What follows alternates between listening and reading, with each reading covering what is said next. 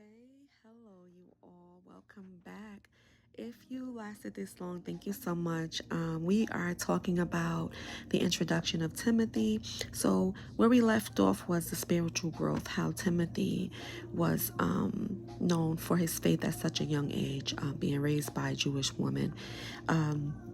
He believed, he had very strong faith.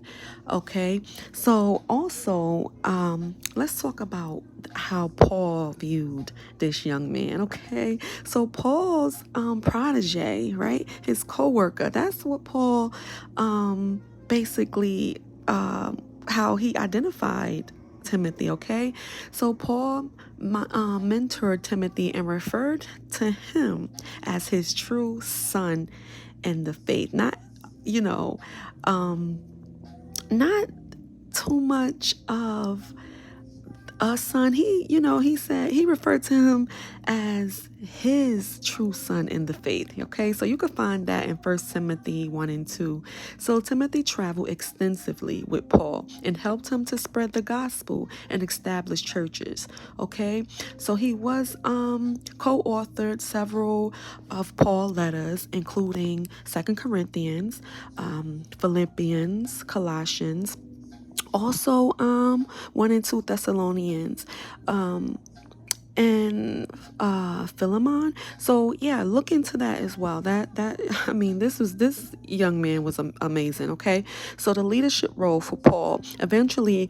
Paul entrusted Timothy to lead the church in Ephesus.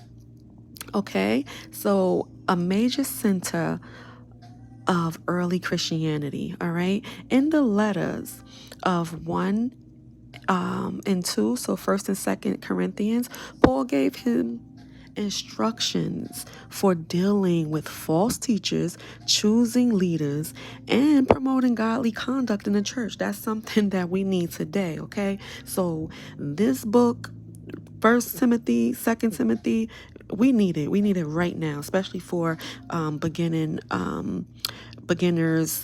Bible study, gurus, or whatever you want to call yourself. We need this book. Okay, so the character of Timothy was young and possible timid. 1 Timothy 4:12, they speak about that. In Timothy 1 and 7.